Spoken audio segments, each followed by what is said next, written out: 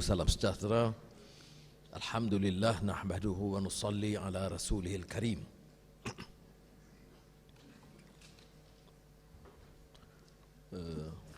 Honored speakers, Tan Sri Speaker, the real speaker is our Tan Sri Speaker, Datuk Arif dan Tuan Sri, Timbalan Menteri, Cintong, tetamu yang saya muliakan. Saya rasa satu penghormatan untuk kita bersama pada tengah hari ini, sepagi ini dapat pandangan, pencerahan dari tiga tokoh muda yang aktif, berpengaruh di wilayah mereka, dan kita ketengahkan untuk dapat kita memanfaatkan pandangan mereka untuk menjana perubahan dan meneroka beberapa idea baru yang dapat kita wacanakan berikutnya. I'm of course extremely delighted to participate and listen to the deliberations of three prominent young sheikhs whom we all admire, and we thought that instead of listening to established scholars, which we continue to do, as you know, just a week or so ago we had Sheikh Ahmad Raisuni, who has taken over the presidency or chairmanship of the International Ulama Association from Sheikh Yusuf Al-Qaradawi. He was quite prominent in popularizing this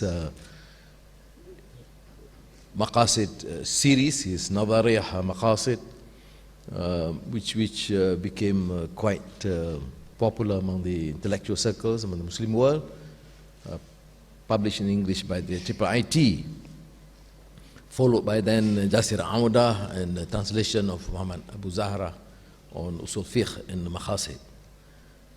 But today's session, I'm sure as you have listened this morning, I think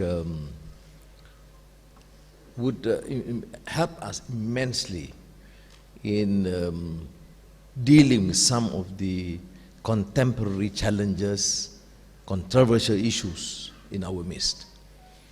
I reflect some of these concerns and was beside the speaker, and how is it that some of these issues, which is so relevant to our multiracial, multireligious context, is not being discussed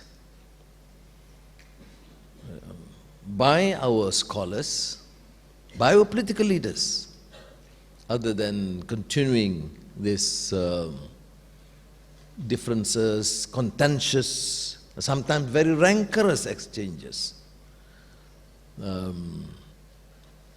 What we need is, of course, understanding. I think one of them mentioned this clash of ignorance, and of course I'm reminded again. I tend to repeat this brilliant critique by Edward Said when responding to Huntington's Clash of Civilization thesis. And I appeal to my students, my colleagues, even at the party, to at least read this. It's just about 10, 15 page, I think it's supposed article in the Atlantic. In his critique of Clash of Civilizations, which actually portrays an Islamophobic view of civilizations. Not necessarily new. It is part of the old baggage of Oriental studies, of imperialism, and prior to that, the view about the enmity between the West and Islam, or the Crusades. Of course, in our generation, we are always reminded the moment Lord Allenby set foot in Jerusalem, his first statement, first remark was that we have won the Crusades. Well, this may be not necessarily be representative of the general view of the West. And this is also another problem, the danger of us treating the West as one. Here we have two from the West, particularly in the United States of America, presenting somewhat a different view. So the West, America, is not homogeneous. They don't represent Trump in any way. So at least gives us some hope. And Yasir has been asking us to be more hopeful and not to be too depressed, even after looking at the latest development, political development in the Middle East. But in countering Huntington's thesis of the clash, about the clash, the phrase used by Edward Said was clash of ignorance. Because he's talking about articulation or of issues, and particularly in this case, civilization, without adequate understanding of Islamic history or Chinese history or Indian history. And stemming out from strong prejudice towards the other, which can be, if you can truly appreciate, if you follow Edward Said's Orientalism, the classic account about the challenge to scholarship. And it's interesting that one of the very prominent Israeli scholars made this review of Orientalism and asked and said that the most effective challenge or tour de force in scholarship or in political, social, educational development, the most impactful in the last century was not the Iranian Revolution, was the publication of Orientalism. That was the impact of Orientalism. I can't recall the name of the Israeli scholar. It's not George Makdisi. George Makdisi was the person referred to by, I think, Yasir on the rise of colleges. We were talking about universities. Kamal may remember the scholar. Remember? Okay. So if Kamal can't remember, then don't blame me. But anyway, so you see the impact of scholarship, knowledge and learning.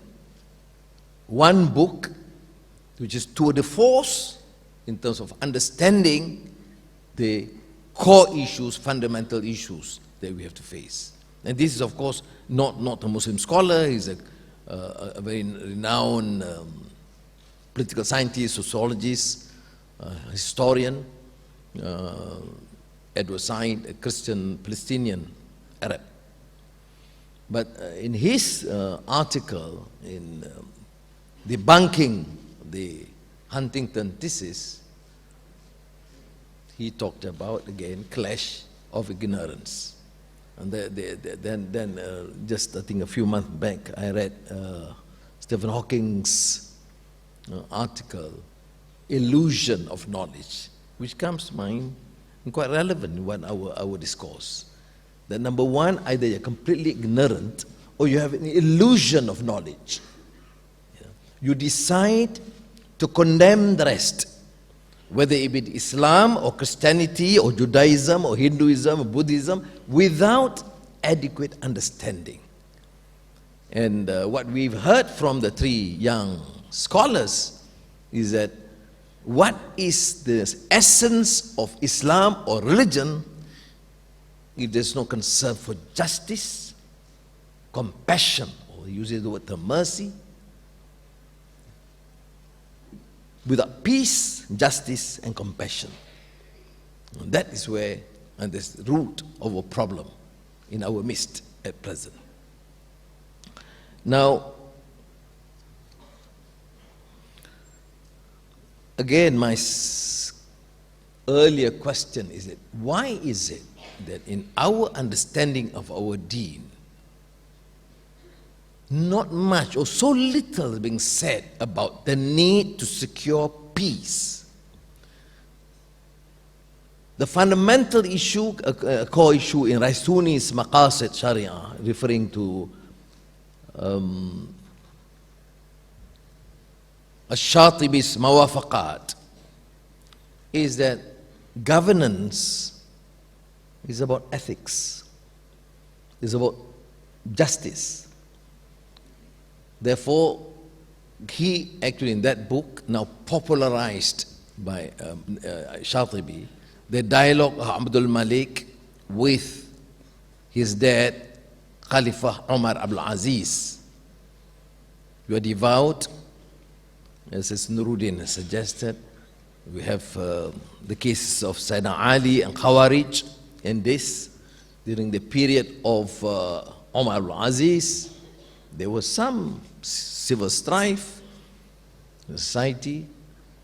But Abdul Malik, knowing the father as a very devout Muslim, and one exception in the Umayyad dynasty, of course insisted that the father must be firm in implementing Islamic rule, Islamic law, and the Sharia. This is not a political reaction to some of the suggestions here, but I'm talking about historical antecedents, Islamic tenets that teach us or compel us to reflect objectively and set our course and our priorities, particularly on the majority Muslim country, but still it's a multiracial, multi-religious country. Abdul Malik asked Khalifa Umar al-Aziz, why is it? Why are you hesitant? Why are you not taking this bold measure as a caliph to implement Islamic rule? Now his reply became a major tenet in the whole debate on the maqasid of the Sharia. He says, La taj'al ya bunayya, do not be hasty, O my son. Of course, then giving example about the abolition of alcohol, liquor, in the days of the Prophet. But then the point is, his priority is to ensure that there is peace and order in the kingdom, in the Islamic rule, during the Islamic rule, Islamic state. And following that, of course, to secure justice and compassion, particularly to the du'afa wal masakin, which is again in the deficit. The whole articulation by the urban elites here, some of them are quite unhappy because they say I'm too critical of the urban elites about justice, rule of law, order, parliamentary reforms, Mr. Speaker, but not much about grinding poverty, the appalling conditions in the midst of plenty, be it the rural hinterland or the urban sector. We can discuss and get enraged about the Khat or the Jawi script or whatever banners and cross somewhere or some temples being built, some other places. But not that much of passion when it comes to the core issues that we as Muslims must reflect and talk about. That is the issue of the plight of the downtrodden, the du'afa wal masakin. And that happened to be the priority of people like Umar Abdul Aziz. So it's a classic account. We talk about it, but we don't seem to be passionate about it or committed to either make our demands or our position, our policies clear. That explains how in the 2 years, 3-month period, Umar ibn Aziz was able to deal with the issues of poverty from Mecca, Medina, right to Azerbaijan. The issue of effective implementation of zakat. But it's also misleading. I heard a lecture once talking about the effectiveness of zakat to the extent that Khalifa Umar ibn Aziz was able to deal with the issue of poverty, or settle the problem of poverty, which is not entirely true, because what was central in his policy was issue of governance, ridding the country of corruption, abuse of power, exorbitant spending, display of opulence. This was avoided and completely discarded under Umar ibn Aziz. Proving a point, a major point, that in governance, when you rid the country of corruption, abuse of power, display of opulence, and effective application or implementation of policies, including zakat, you would be able to deal with the issues of poverty in a matter of 2 years, 3 months. But the point is, these issues are not well deliberated. It is not in our narrative. That's why I find it necessary to invite our probably younger people, like in my generation, probably has not been too successful in combating this. You see, because the narrative in the mosque, the masajid, and in the da'wah forum is still the old narrative, which is not necessarily irrelevant, but it has not then graduated or transcended beyond that to deal with the core issues of our people.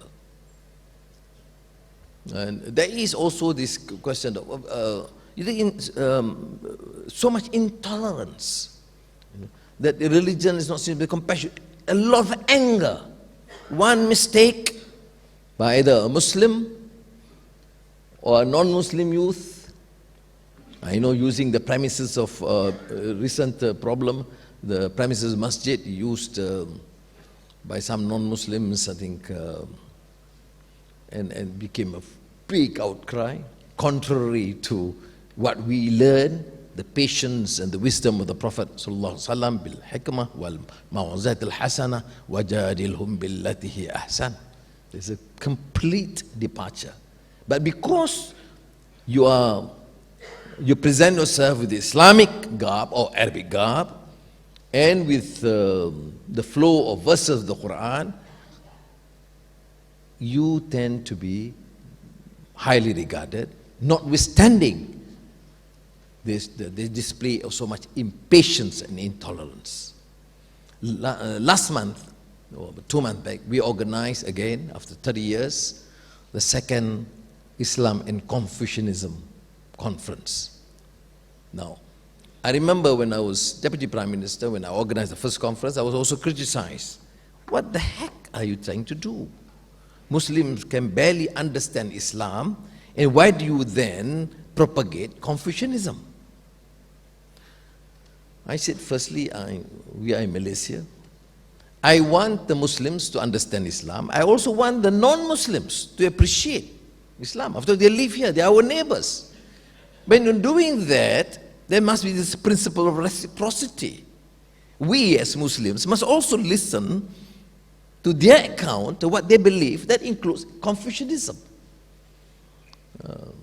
We had Professor Osman helping to coordinate the program. And we had Professor Tu Wei Ming, the outstanding scholar of Neo-Confucianism at that time from Harvard, now in Beijing. And at least this great scholar, in all humility, which is lacking even among our scholars, then acknowledge the fact that I understand Confucianism, but I have very hardly any understanding about Islam. And this is my first real encounter with Muslim scholars. And I am amazed with the depth of understanding of spirituality, governance, compassion, and humanity that's in Islam. That was what he told me. And later, he actually wrote it and made reference to that conference.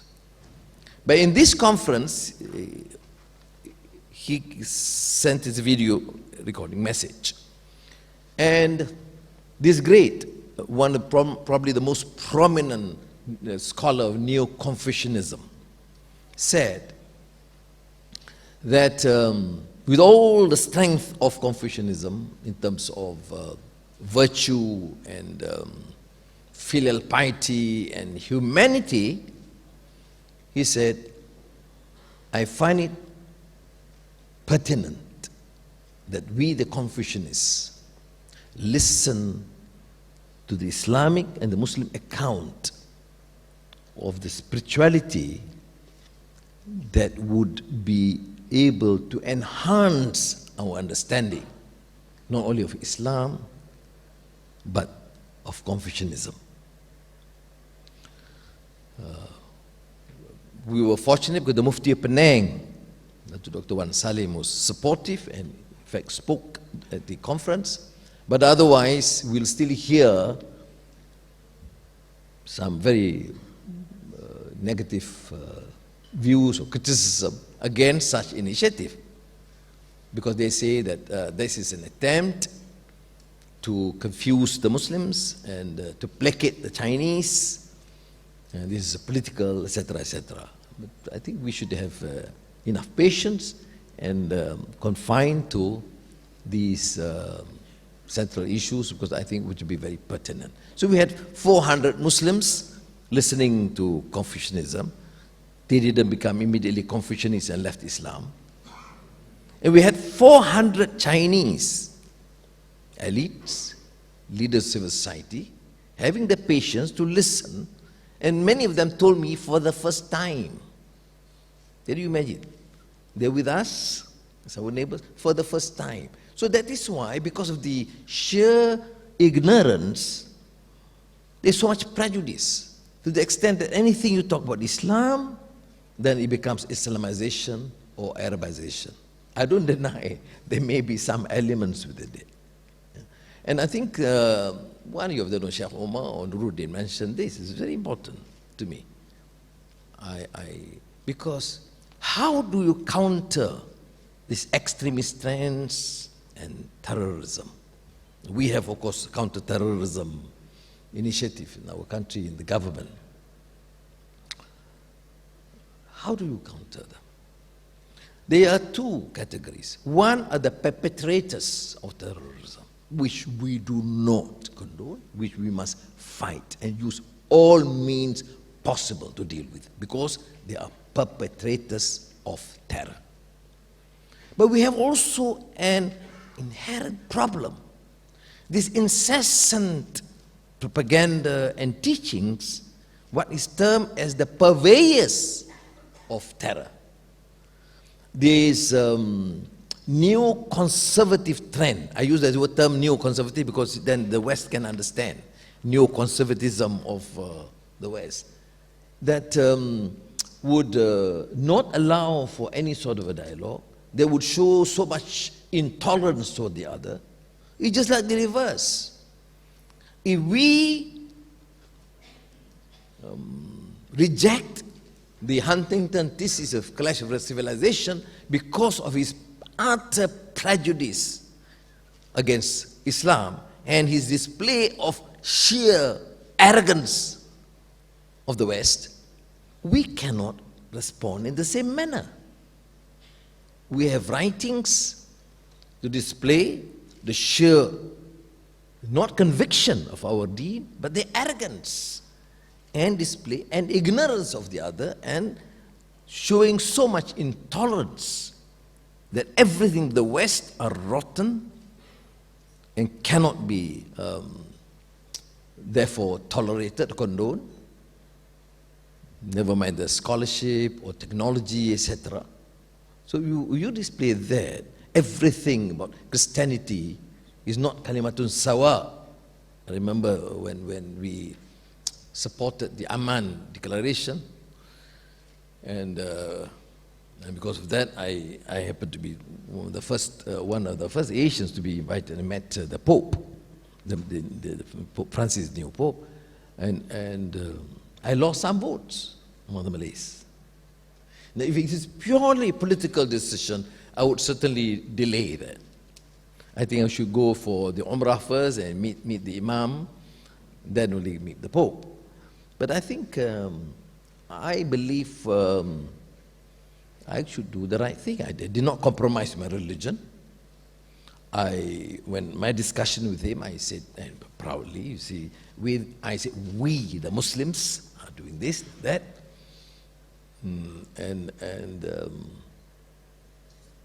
there's no way that we show that to allow them to be condescending, no. But I believe in this sort of rapport and dialogue. Because if we reject Huntington, we cannot be the Muslim Huntington. We should then counter through knowledge, and as our three brothers said, enough confidence. The three of them are quite remarkable because all the three of them are very involved in interfaith dialogues. Out of confidence. You don't have the inferiority complex. I remember people asking me in the same manner, how do you work with the church or the Hindus or the Buddhists in this country? And worse, Chintong is here, how do you tolerate the DAP? I see that from position of confidence. I don't compromise on the issue of my faith. No, they know a position in Islam, and what is again pertinent in relation to what they have said, which is important. You cannot defeat these purveyors, the perpetrators as one, of terror, of extremism, if you are completely ignorant of Islam. You become pretentious talking about Islam, or rejecting all those extremist views, but you know nothing about Islam. Not the usul of fiqh or the maqasid. You have to, out of some understanding. I don't. I do not claim myself to be either a scholar or an alim, but at least you have to follow. And I'm alhamdulillah grateful that despite the fact that I go through this modern secular education, I was trained by many of our sheikhs in our usra, which is of course not taboo. You mention usra, oh my God, this is ikhwan and this is dangerous, this. And many of my friends seem to share that view, forgetting the fact that you cannot fight these extremist trends without some credibility representing some understanding of Islam. This is our problem. So people like us, you befriend the DAP, you have a problem, you lose some votes. You go meet the Pope, you lose some votes. You attend Usrah gathering and religious Islamic programs, then you lose some votes from the liberal group. So we have a problem. So what do? We do the right thing. What is the right thing? We must deepen our understanding of our deen, which is for peace, for justice, for compassion. And we must continue to engage because we represent the view of not treating the non-Muslims as rights of non-Muslims in an Islamic state where they have to pay jizya, but we consider them as citizens of this great Malaysia. Now with that premise, we should move on with greater confidence. I'm very appreciative of the fact that you are here this afternoon. I know we are hungry, I have to end now. But to Sheikh Nuruddin Lemu, Yasir, Qadi, and also Omar Sulaiman, who's unwell but shoulder along, I must please, on behalf of all the participants, may I again reiterate our profound thanks and appreciation to you all. And may this be a program that would continue, probably some places smaller, some places bigger, but I think what's important is for the organizations here, PH and also ABIM and the rest, to continue these efforts at the local level, at the national level, and inshallah, I think we will certainly look forward to have this as at least the minimum, an annual feature of getting these young, promising scholars of the Muslim world. Luckily, I got somebody from Africa. Otherwise, they said, there you go again, Anwar, back to American Islam. Because Triple IT have been criticized that this is the American brand of Islam. I don't know what it means, but that was the criticism against me. No, notwithstanding that I'm a great critic of John Donald Trump. So luckily we got Sheikh Nuruddin, thank you very much. At least we have one African representative for a change. And also Nurul Izzah as the moderator, because he said always the father always tend to ignore the presence of the daughter. So I made it a point to say thank you. So thank you again, and Mr. Speaker, sir, and all the guests here. May Allah give us strength to continue our work for the cause of Islam, Malaysia, and humanity. Wassalamu alaikum warahmatullahi wabarakatuh.